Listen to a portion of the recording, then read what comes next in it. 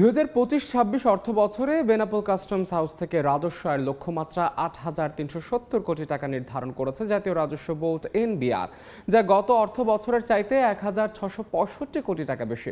বন্দর কার্যক্রমের খবর জানাতে যোগ দিচ্ছেন রিপোর্টার আজিজুল হক। সরাসরি যাচ্ছি তার কাছে।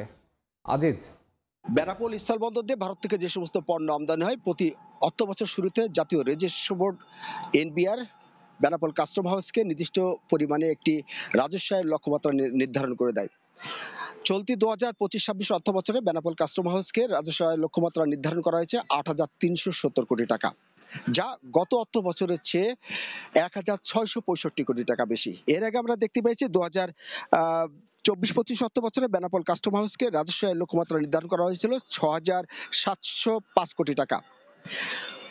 এই বড় অঙ্কের রাজস্ব লক্ষ্যমাত্রা অর্জনের ব্যাপারে কাস্টম কর্তৃপক্ষ তারা আশাবাদী থাকলেও বাণিজ্যিক সংশ্লিষ্টরা আমাদেরকে জানিয়েছেন সংশয়ের কথা। বাণিজ্যিক সংশ্লিষ্টরা আমাদেরকে বলছেন যে 5 আগস্টের পর একের পর এক আমদানি বাণিজ্যে নিষেধাজ্ঞা এসেছে। এতে বর্তমানে বেনাপোল বন্দর থেকে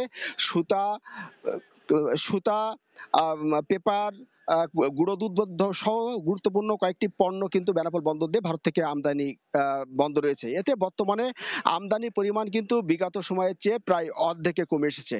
এই অবস্থা চলতে থাকলে কিন্তু চলতি অর্থ বছর শেষে যে রাজস্বের লক্ষ্যমাত্রা সেটি অর্জন করা কিন্তু কষ্টকর হয়ে যাবে। এছাড়া ব্যবসায়ীরা বলছেন যে কাস্টমস এবং বন্দরের যে দ্রুত পণ্য খালাসের ক্ষেত্রে যে সুযোগ সুবিধা থাকার কথা সেই সুযোগ সুবিধার কিন্তু এখনো গড়ে ওঠেনি, যার কারণে কিন্তু অনেক ব্যবসায়ীরা কিন্তু বেনাপোল বন্দর থেকে মুখ ফিরিয়ে নিচ্ছেন। তো এই ছিল বেনাপোল স্থল বন্দর থেকে যে 2025-26 অর্থ বছরের যে রাজস্বের লক্ষ্যমাত্রা নির্ধারণ করা হয়েছে তার সর্বশেষ। বন্দর কার্যক্রমের খবর জানাচ্ছিলেন সহকর্মী আজিজুল হক।